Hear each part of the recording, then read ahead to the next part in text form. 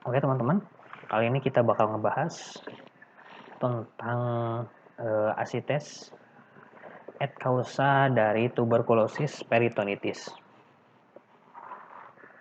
Iya, oke, kita langsung aja mungkin ke overview case. Nah, di sini untuk kasus asites itu biasanya pasien datang dengan keluhan utama perut membesar. Kemudian dirasakan semakin lama semakin besar, ada rasa cepat kenyang, terasa begah, kadang juga terasa nyeri di seluruh perut. Itu merupakan gejala yang sering muncul pada peritonitis TB karena peritonitis itu biasanya nyerinya pada seluruh lapang abdomen. Kemudian tidak ada mual maupun muntah. Kemudian penderita pun merasakan adanya demam yang tidak terlalu tinggi, keringat malam, nafsu makan berkurang. Nah, ini adalah suatu clue yang mengarah kepada tuberkulosis. Kemudian di sini terdapat juga riwayat pengobatan TB 6 tahun yang lalu, mendapat terapi selama 6 bulan dan dinyatakan sembuh. Jadi ini merupakan riwayat pasien pernah menderita tuberkulosis. Kemudian pada pemeriksaan tanda vital juga didapatkan bahwa IMT pasien dari tinggi badan dan berat badan juga pasien itu di bawah normal, underweight. Kemudian pada pemeriksaan kepala konjungtiva anemis menandakan anemia.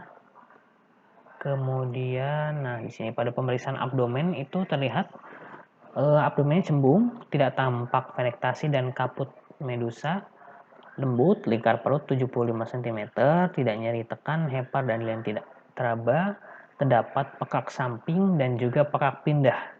Tidak dapatkan fenomena papan catur bising khusus normal. Nah, ini terutama pada clue yang ini terdapat pekak samping dan pekak pindah.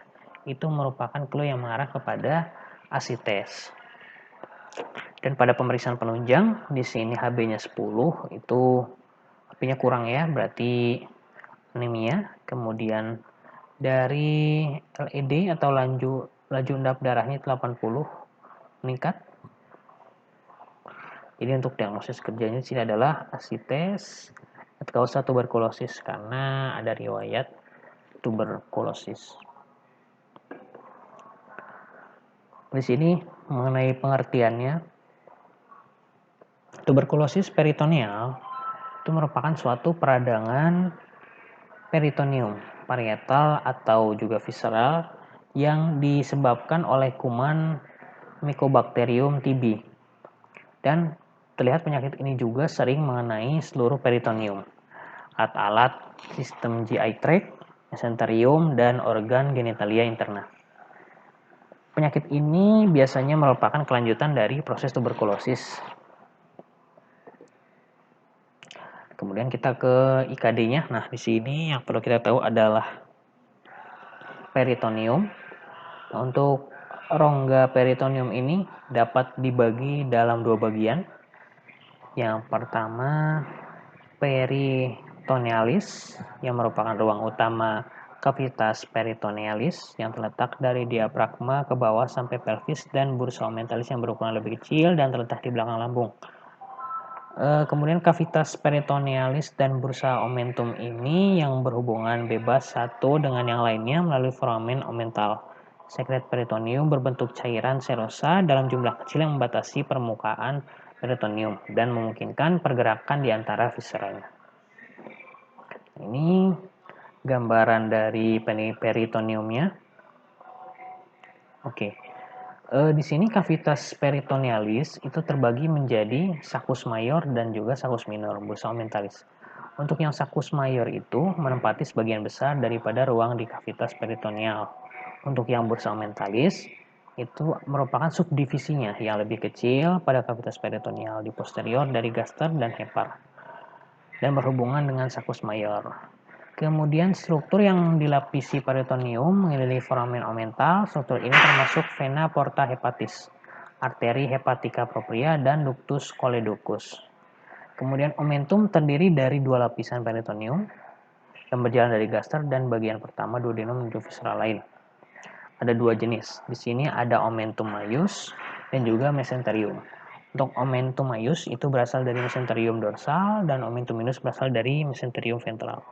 Untuk mesenterium merupakan lipatan peritoneum yang melekatkan viscera ke dinding posterior abdomen. Di sini fisiologinya itu untuk yang peritoneum parietal itu merupakan peritoneum yang peka terhadap rasa nyeri, kemudian suhu, raba, dan juga tekan. Peritoneum parietal itu dipersyarafi oleh 6 nervus thoraxicus bagian bawah dan nervus lumbalis 1. Kemudian untuk peritoneum visceral di sini hanya peka terhadap peregangan atau juga robekan. Tidak peka terhadap raba, tekan, dan suhu. Peritoneum visceral ini dipersarafi oleh saraf aferen otonom yang mensarafi visceral atau yang berjalan melalui mesenterium. Nah, untuk cairan peritoneal itu berwarna kuning pucat dan sedikit kental, mengandung leukosit. Cairan ini disekresi oleh peritoneum dan menyebabkan visceral abdomen dapat bergerak dengan mudah satu sama lain. Oke, kita lanjut ke etiologinya, yaitu bakteri Mycobacterium tuberculosis, yang mana merupakan bakteri yang berbentuk batang aerob yang tidak membentuk spora. Kemudian dia aerob obligat, artinya sangat butuh oksigen dan mendapat energi dari oksidasi banyak komponen karbon sederhana. Kemudian waktu replikasinya sekitar 18 jam. Bentuk saprofitiknya cenderung untuk tumbuh lebih cepat, untuk berproliferasi lebih baik pada suhu 22-23 derajat. Memproduksi pigmen dan tidak terlalu tahan asam dibandingkan patogennya. Oke, lanjut kita ke patgen dan juga patvis. Oke. Di sini itu yang pertama adalah infeksi dari Mycobacterium TB mengakibatkan TB paru.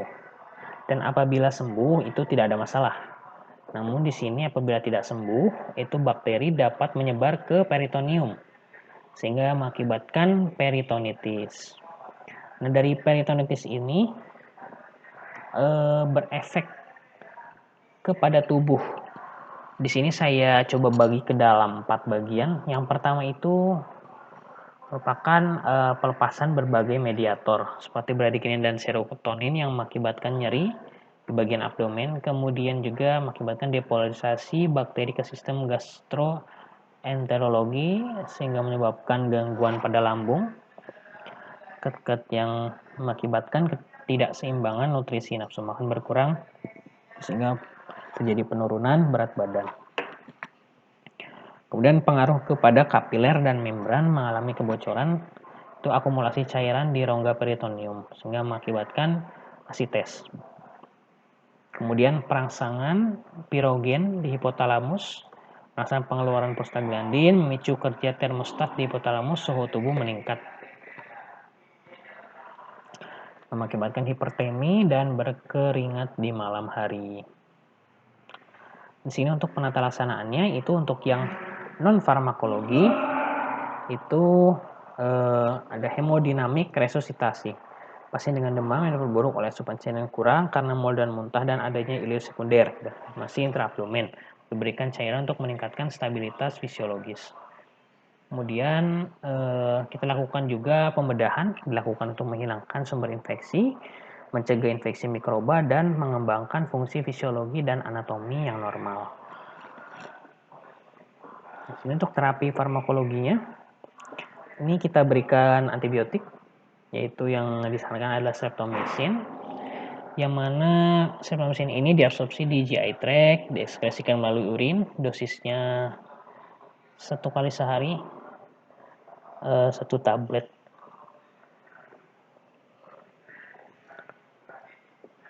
Kemudian kita berikan kortikosteroid, di sini contohnya adalah prednisolon, untuk mengurangi perlengketan peradangan dan mengurangi terjadinya asites, absorpsi di hepar, sesi di urin.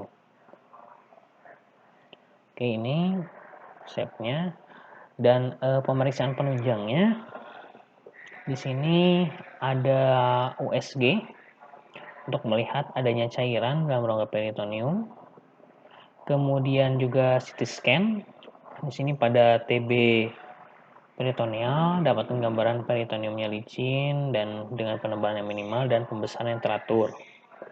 Kemudian juga peritonoskopi atau laparoskopi juga dianjurkan. Nah, untuk prognosisnya pada pasien ini yaitu masih akuenam. Epidemiologinya lebih sering jumpai pada perempuan daripada laki. Kemudian